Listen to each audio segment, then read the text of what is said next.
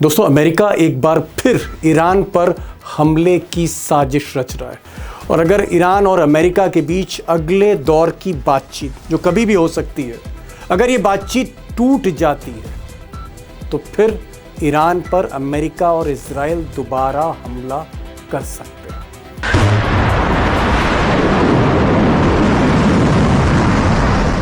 उधर ईरान के supreme leader Mustafa खामनाई के military adviser general Mohsin Raza ने कहा है कि अगर अमेरिका हमले की गलती करता है तो इस बार भारी तबाही होगी। और जनरल मोहसिन रजा ने इशारा किया कि इस बार ईरान 4000 किलोमीटर से ज़्यादा की रेंज की मिसाइलें यूज़ करेगा जो उसने अब तक इस्तेमाल नहीं की। इस बीच अमेरिका के बड़े अखबार न्यूयॉर्क टाइम्स ने एक बड़ी खबर ब्रेक की, एक ऐसी खबर जिससे लेकर व्हाइट हाउस में हड़कंप है और ट्रंप साहब के चेहरे की हवाइयां उड़ी हुई।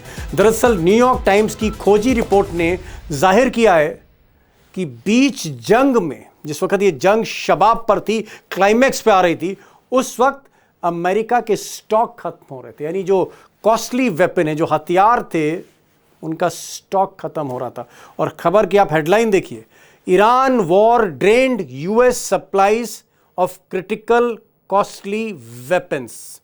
बड़ा ज़बरदस्त खुलासा है न्यूयॉर्क टाइम्स का। इशारा साफ है कि जिस वक्त जंग चल रही थी, कई महंगे हथियार और मिसाइलें, उनका स्टॉक खत्म हो रहा था और इसलिए बार बार युद्ध विराम की घोषणा कर रहे थे। यानी ट्रंप को पता था कि फौज का क्या हाल है। ट्रंप को यह भी पता था कि कहीं ना कहीं स्टॉक कम हो रहे हैं। आधे से ज़्यादा जो सरफेस टू एयर मिसाइल है या बाकी हथियार हैं, आधे से ज़्यादा उनका स्टॉक रह गया था।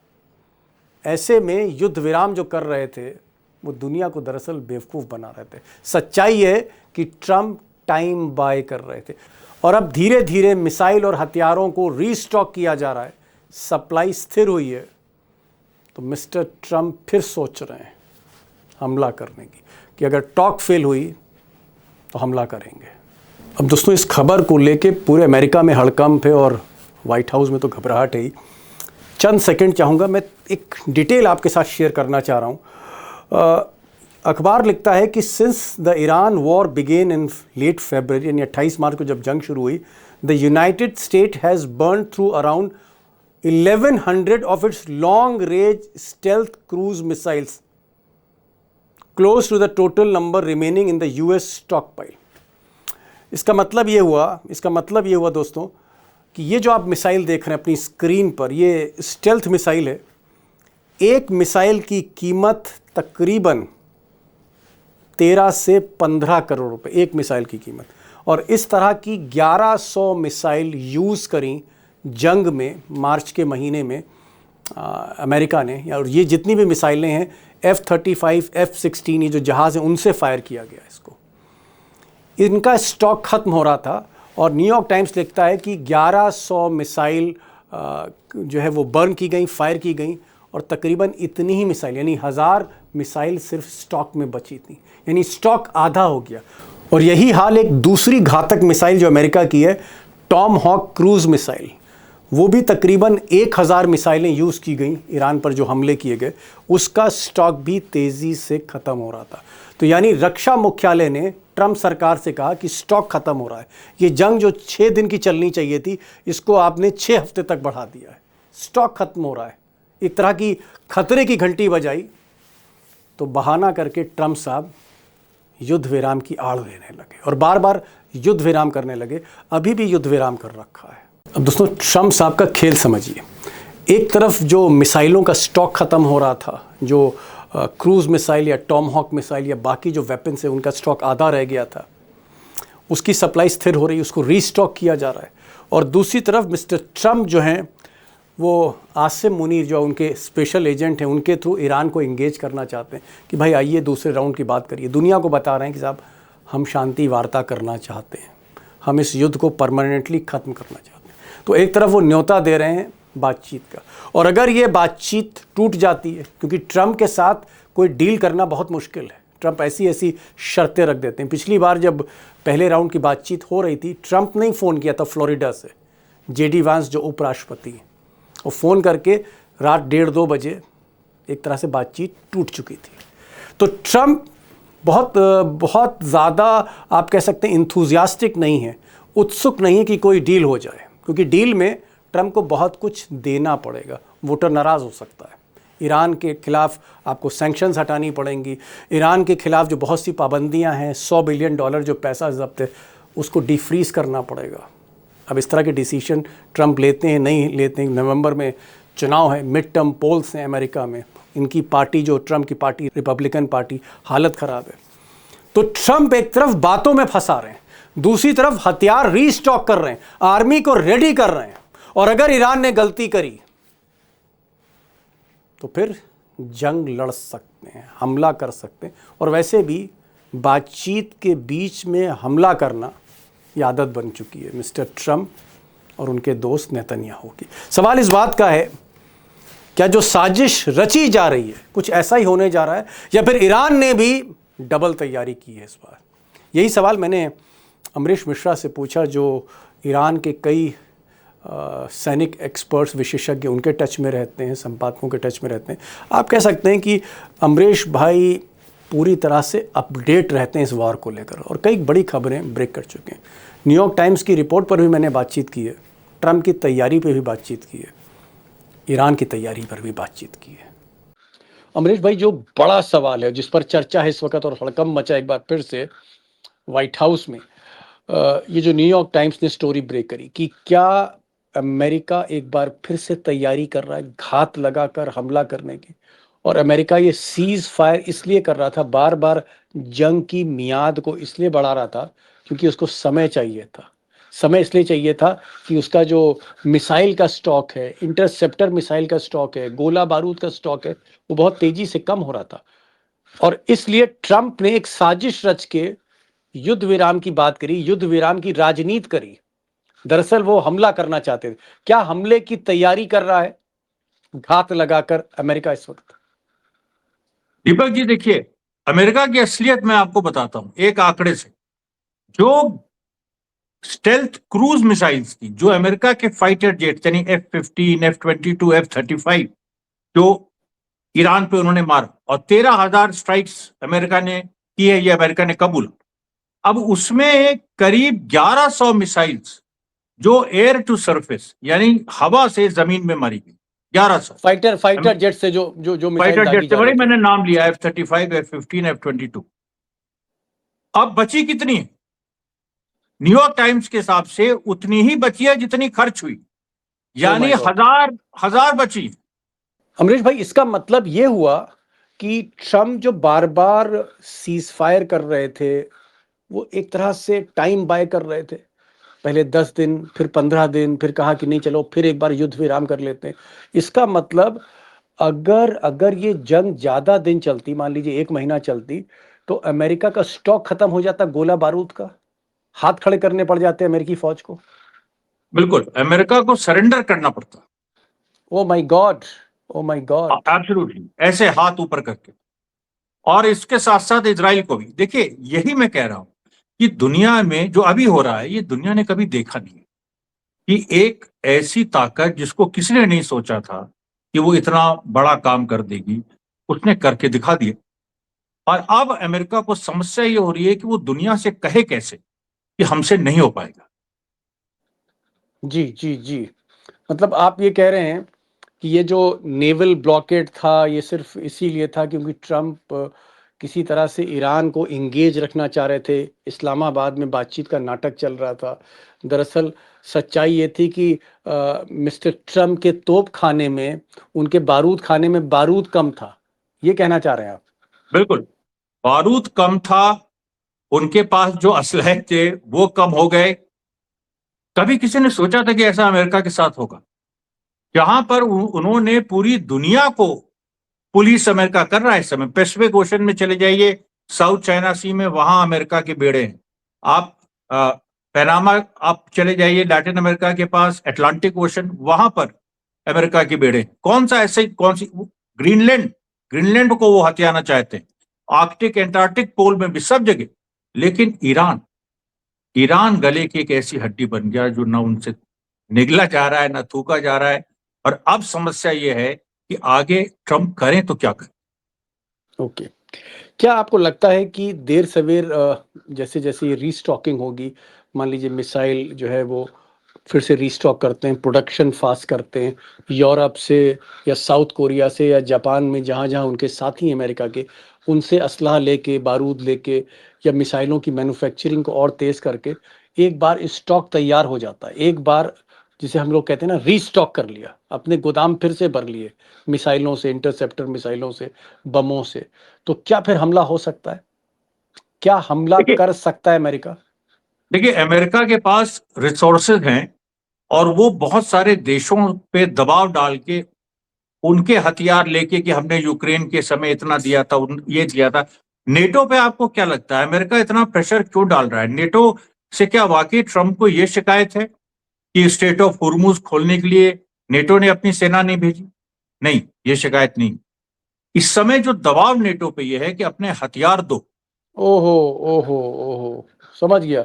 मतलब फ्रांस पे, इटली पर या फिर ब्रिटेन पर ये प्रेशर है कि भैया ऐसा है कि हमारी पिस्तौल खाली है, ज़रा गोली दो, बुलेट्स दो।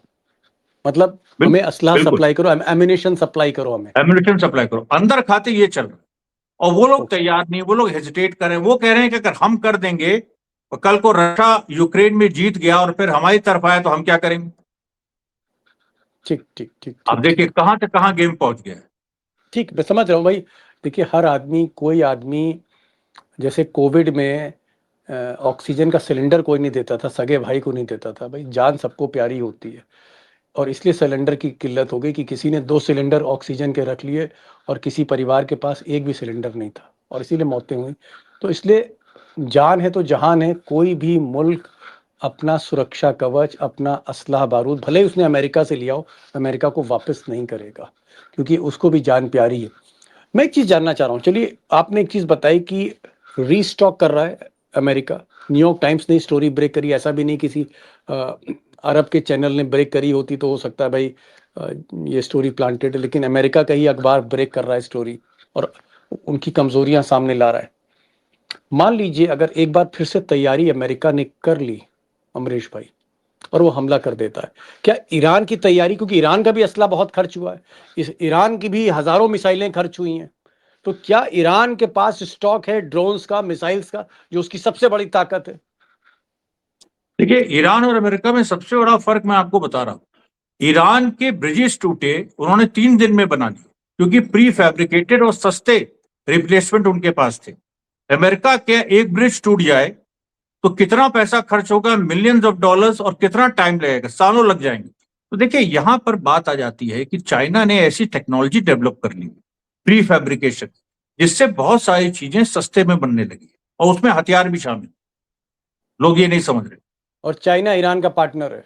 और चाइना ईरान का पार्टनर है। आप देखिए जैसे सोडियम परक्लोरेट जो मिसाइल्स को जरूरत है, क्योंकि सोडियम केमिकल है। परक्लोरेट ही अमोनियम परक्लोरेट में बदलता है जो मिसाइल्स में यूज होता है। अब इसको रोकने के लिए नेवल ब्लॉकेड काफी हद तक लगाया गया था कि ये चीज ट्रंप ना ने। पहुंचे, लेकिन वो चीज तो लंबे समय से पहुंच रही। नेवल ब्लॉकेड तो 2 हफ्ते बाद लगाया ट्रंप ने। ये चीज तो जब जंग चल रही थी तब भी पहुंच रही थी, और जब 2 हफ्ते का सीज फायर था तब भी पहुंच रही। मतलब आप कह रहे हैं कि सोडियम परकोलेट, ये जो केमिकल है जिसका इस्तेमाल मिसाइल में होता है, जिसे चाइना बनाता है, ये सप्लाई पहले ही हो चुकी थी, मतलब चाइना ने कर दी थी? ये जंग के दौरान सप्लाई हो रही थी। ओहो, ओहो, ओहो!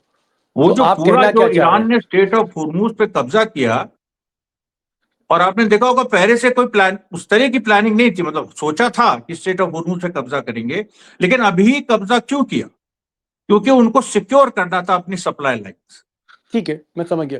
चाइना ने साजो सामान भेज दिया, चाइना ने केमिकल्स भेज दिए, तो क्या मैं इसको ये मानूं कि जितनी भी मिसाइलें ईरान की खर्च हुई, उन्होंने अपनी मिसाइलें, अपने ड्रोन्स फिर से बना लिए हैं, प्रोडक्शन कर लिया है, और आज की तारीख में क्या ईरान 2 महीने, 3 महीने जंग लड़ सकता है अमेरिका से फिर से? अरे दीपक जी, मैं बार बार कहता हूं मत बात किया करिए महीनों की, 1 साल लेके चलिए। 1 साल का स्टॉक है ईरान के पास? बिल्कुल, 1 साल का स्टॉक, और वो लगातार वो बनाते जाएंगे। देखिए वही बात है कि जो ड्रोन्स को आप ले लीजिए, जो $50,000 के एक ड्रोन है शायद, जो शायद 136 है, वो मास प्रोड्यूस होता है। वो जैसे आप हमारे यहाँ मान लीजिए, अब हमारे यहाँ तो प्रोडक्शन ही बहुत हद तक कम हो गया है, फैक्ट्री प्रोडक्शन, लेकिन सोचिए असेंबली लाइन जो प्रोडक्शन होता है, फटाफट कार के दरवाजे, हजारों कार के दरवाजे 5 मिनट में बन गए।